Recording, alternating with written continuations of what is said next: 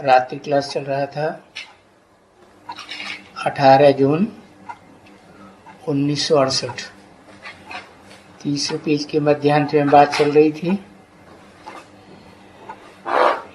कि जो अच्छी सर्विस करते हैं उन बच्चों को बाबा मीठे मीठे बच्चे क्यों नहीं कहेंगे। बाकी जो सर्विस ही नहीं करते औरों को आप समान बनाते भी नहीं, तो बच्चे समझते हैं।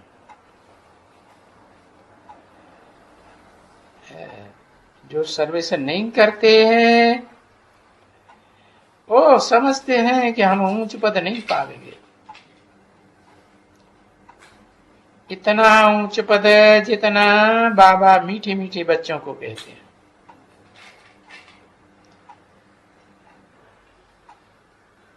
फिर पुरुषार्थ करते रहते। बाकी पुरुषार्थ करने में कोई मुझने की बात नहीं है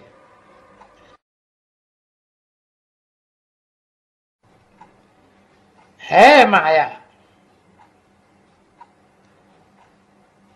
माया क्या करती है? माया सिर्फ बाप से बुद्धि का योग तोड़ती है और तो कुछ भी नहीं करती। बाकी बाप के ऊपर निश्चय तो कोई भी कर सकते हैं। क्यों? जब कहते हैं कि भगवान भगवान माना बाप सुप्रीम, तो वो तो सबका बाप हुआ ना। और बहुत हैं जो कहते हैं ब्रदरहुड है।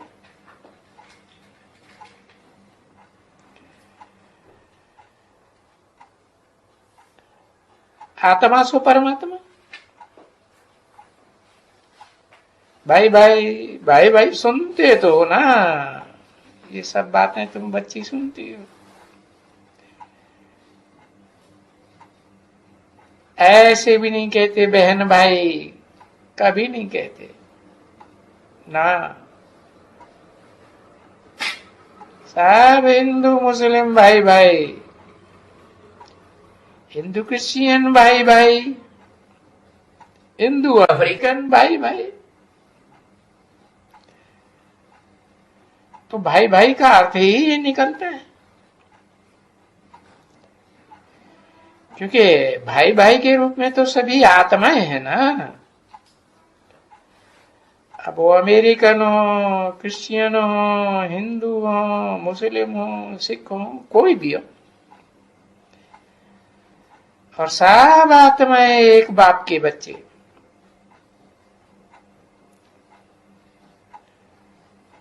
और मनुष्य रूप में ही होंगे। कोई जानवरों की पैदाइश की बात थोड़ी ही है। मनुष्यों को ही आके ज्ञान दिया जाएगा। और सभी आत्माओं को बाप से ही राजाई का वर्षा मिलना चाहिए।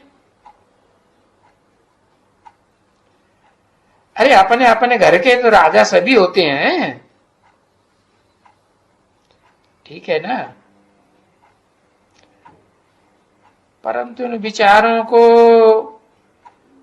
वहां का पता ही नहीं है। न स्वर्ग का पता है न नरक का पता है। और बाप तो आकर के स्वर्ग का वर्षा देते हैं।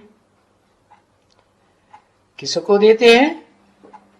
विदेशियों को नहीं देते हैं कि विधर्मियों को देते हैं, नहीं, पक्के भारतवासियों को देते हैं। क्यों? क्योंकि भारत ही तो अविनाशी खंड है,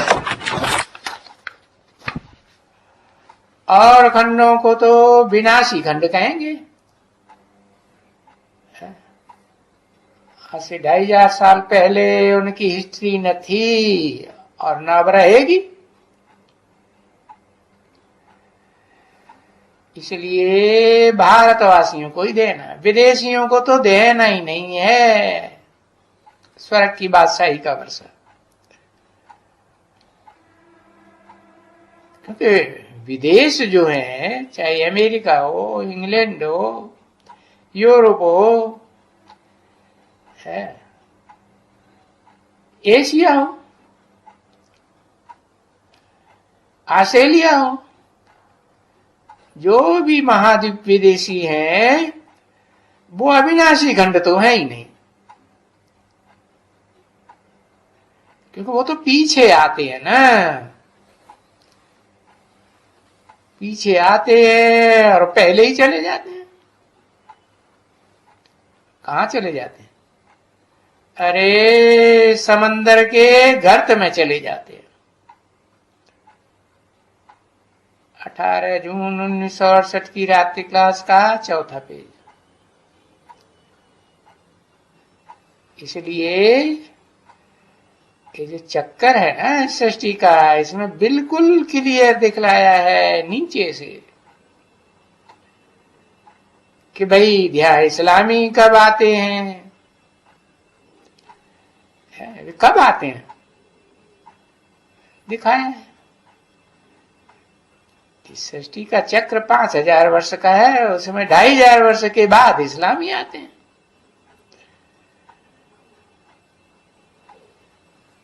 तो वो बात दिखलाने से बच्ची उनको बहुत अच्छा बुद्धि में रहेगा, और उनकी बुद्धि में ये भी रहेगा कि विनाश भी जरूर होना चाहिए इस हालत में। किस हालत में? अरे अभी मुसलमानों की हालत क्या है, चाहे ईरान हो, इराक हो, अफगानिस्तान हो, पाकिस्तान, अरब देश हो, क्योंकि जब ये बच्चे राजयोग सीखते हैं, क्योंकि उनको राजा बनने का है, तो इन विनाशी धर्मखंडों का विनाश तो जरूर होने का है।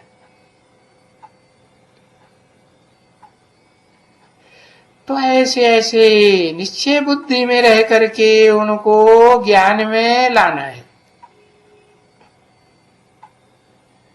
और उनको समझाने से ऐसे ही समझ में आएगा।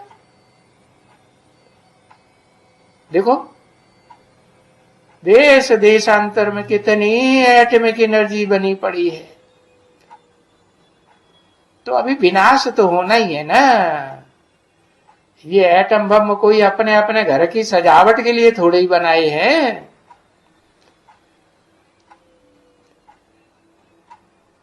अब जब तुम बच्चे राजयोग सीखते हैं तो स्वर्ग की राजाई सीखते हैं।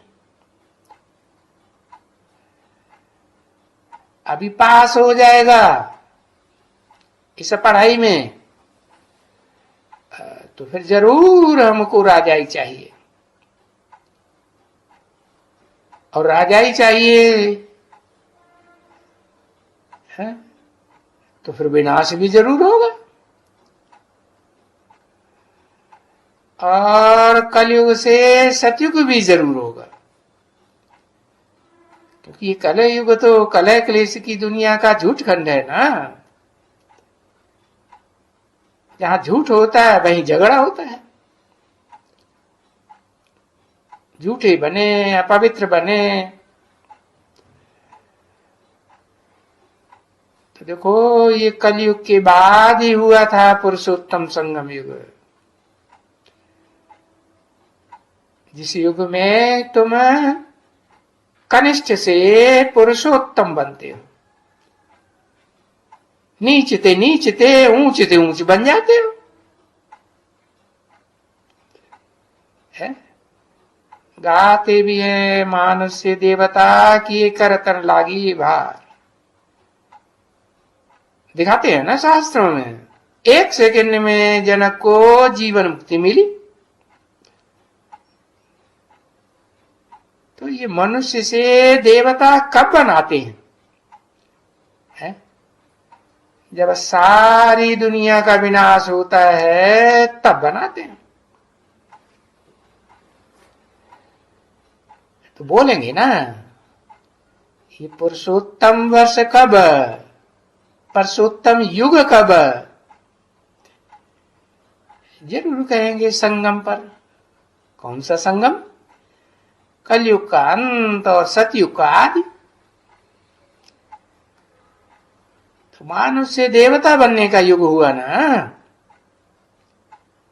सतयुग में तो 16 कला संपूर्ण मनुष्य होते हैं, और कलयुग में देखो कला काया चट्ट।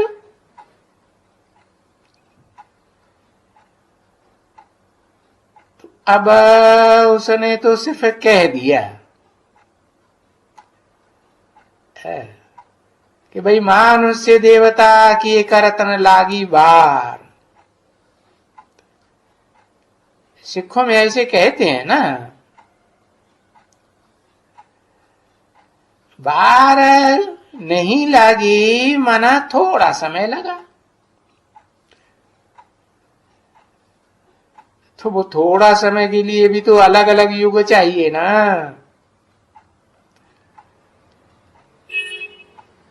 कलयुग का अंत और सतयुग का आदि, दोनों का मेल तो संगम। तो देखो इस युग का नाम भरपूर क्लियर है। और तो किसी को भी संगम पुरुषोत्तम संगम युग नहीं कहा जा सकता। सतयुग त्रेता लो, त्रेता द्वापर लो, द्वापर कलयुग लो। जो उन्होंने बैठ दिखाया है कि भगवान कलयुग में आया, तो कलयुग आदि में आया, द्वापर के अंत में आया। तो सतयुग को पुरुषोत्तम नहीं कहा जाता है।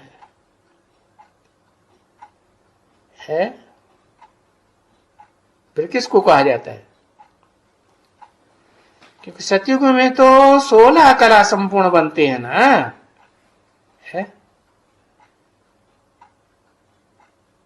पुरुषों में उत्तम विवस्वत सूर्य तो नहीं बनते हैं कलातीत।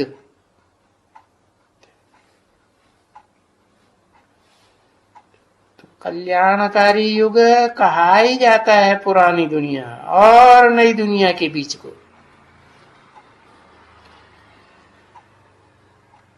पुरुषोत्तम और युग को नहीं कहते हैं। तो अर्थ देखा जाए तो सिद्ध होता है ना बच्चे। अच्छा, बाप दादा का याद प्यार, गुड नाइट। रूहानी बच्चों प्रति रूहानी बच्चे बाप की नमस्ते।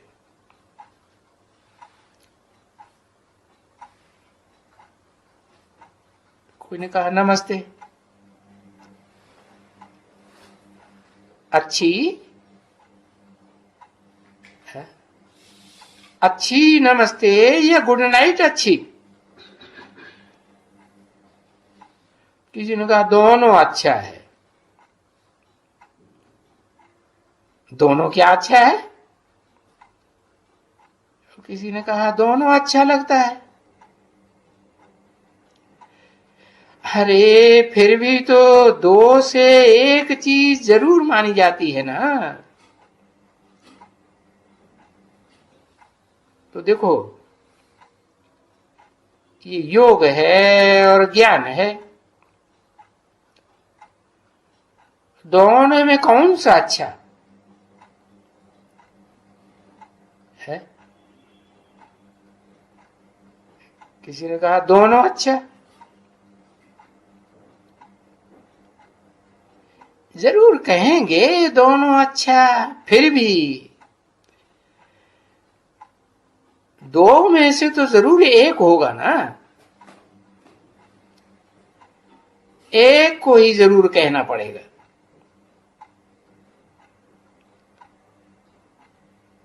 भले कोई कहेंगे भाई 3 मूर्तियां बहुत ऊंची हैं, ब्रह्मा विष्णु शंकर। अच्छा, ये 3 देवताएं अच्छे या शिव अच्छा? तो जरूर कहेंगे कि हाँ शिव अच्छा। अब नारायण अच्छा या शिव अच्छा? तो भी तो कहेंगे ना शिव ही अच्छा। क्यों? क्योंकि नर को नारायण बनाने का रास्ता बताने वाला कौन?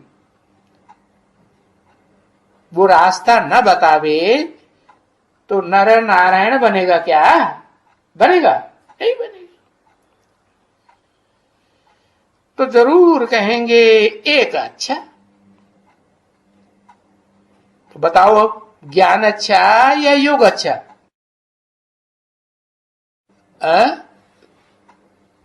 दोनों अच्छे। अच्छा है। ज्ञान पहले और बाद में उसका रिजल्ट, उसका फल क्या निकलता है? फल निकलता है योग। योग से क्या होता है और ज्ञान से क्या होता है?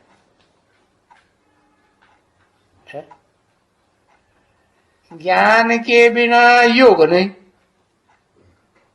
अरे जो ज्ञानी होगा वो योगी होगा या नहीं होगा? है? हाँ, ज्ञानी को कहते हैं सांख्य, है जिसमें ज्ञान की संपूर्ण व्याख्या हो। तो संपूर्ण व्याख्या है तो योग भी है, और ज्ञान अधूरा तो योग भी नहीं, काम नहीं करेगा। देखो द्वापर युग से इतने ज्ञान सुनाने वाले आए, इब्राहिम बुद्ध क्राइस्ट आदि।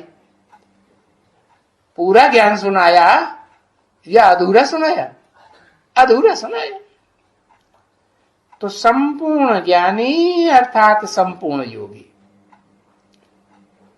तो भी रिजल्ट को तो क्या पकड़ेंगे ना? रिजल्ट क्या हुआ है? लक्ष्य क्या हुआ? ज्ञानी बनने का लक्ष्य है या योगी बनने का लक्ष्य है?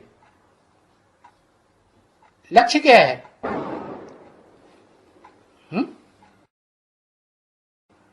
और योग लगाना किससे है?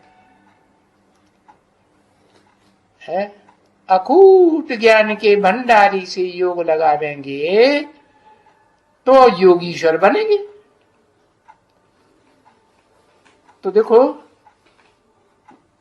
क्या कहेंगे, एक अच्छा या शिव अच्छा? शिव तो बिंदी का नाम है। अब बिंदी बिंदी तो अनेक, कि एक बिंदी को कहेंगे?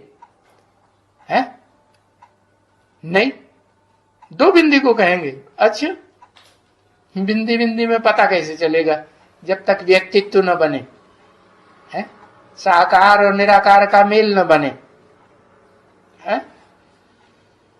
तो देखो वो एक व्यक्तित्व ही है संसार में जो अच्छा। क्यों अच्छा? क्योंकि उसमें वो निराकार शिव मुकर्रर रूप से प्रवेश करते। तो तुम उसको कहते हो शिव बाबा। क्या क्या कहते हो? शिव बाप कहते हो या शिव बाबा कहते हो? बाबा कहते हो। इससे साबित होता है कि शिव तो है ओरिजिनली निराकार और बाबा है साकार। तो साकारी निराकारी का मेल सबसे अच्छा, क्योंकि वो सुप्रीम बाप भी है, सुप्रीम टीचर भी है और गुरु भी है, सदगुरु है। उसके मुकाबले तो और दुनिया में जो भी मनुष्य गुरु हैं वो सब नीचे, सब झूठे। और सच्चा सच्चा हमको तीनों ही इनहेरिटेंस देते हैं। बाप क्या देते हैं? विश्व की बादशाही का इनहेरिटेंस देते हैं। टीचर क्या कह देते हैं? अखूट ज्ञान के भंडार का इनहेरिटेंस देते हैं। और सदगुरु सदगुरु सदगति का वर्षा देते हैं। काय की सदगति? सिर्फ आत्मा की या देह की भी सदगति? हाँ, दोनों की सदगति देते हैं।